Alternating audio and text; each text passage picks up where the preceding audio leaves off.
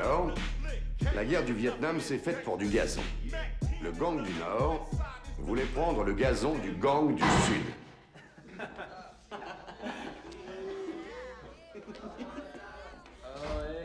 Tu es en retard, Juan. Tu sais, c'est une faute grave. Une faute grave? Vous voulez que j'écrive 10 fois « Je suis désolé » au tableau? Non. Je veux que tu me l'écrives 100 fois. Allez. La vie est une partie d'échecs, Juan. Là, tu joues un coup important. Réfléchis bien.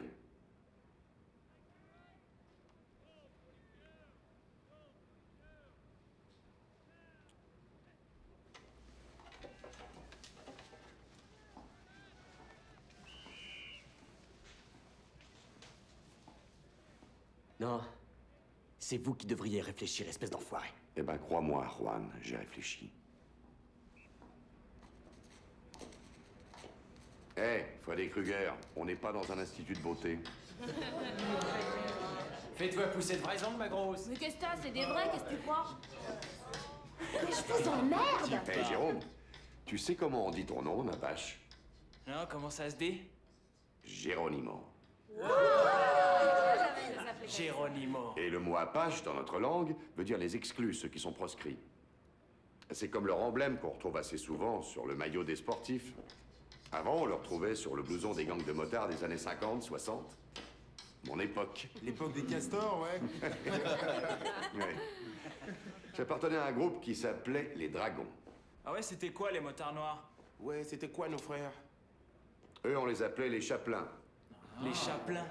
Les chapelains étaient noirs? Qu'est-ce qu'ils portaient? Des mocassins? Mais c'était le gang le plus mauvais des groupes noirs des années 50. Et là où j'habitais, il y avait les Dragons et les Enchanteurs. Et les Enchanteurs, c'était les filles.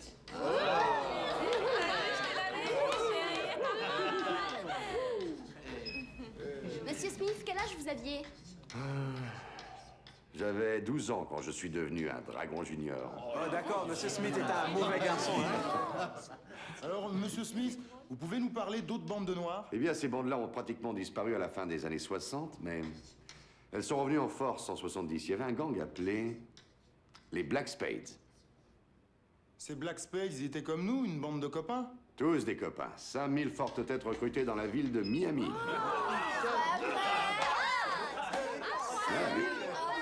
Monsieur Smith, s'ils étaient 5000, pourquoi on se retrouve dans cette classe? Bon, d'accord. Quel avenir y a-t-il à être dans un gang? Putain de merde, c'est d'enfer. Le fric, les fringues, plein de trucs. Ouais. Un billet aller simple pour le taf. Ah ouais, je m'envoie en l'air. Ouais, un joint, un bon Non, je parle pas de pétard. la taf, Rodriguez. Je parle de la tôle. Du trou. Je parle de la prison de Rayford. Non, ça peut pas arriver, Monsieur Smith. On est tous des ados. Qu'est-ce que vous voulez qu'on fasse? Qu'on bosse dans un fast-food juste pour se faire le minimum de salaire de merde? C'est mieux qu'un enterrement dans un gang, non? Combien vous en avez enterré? Un peu trop. Beaucoup trop.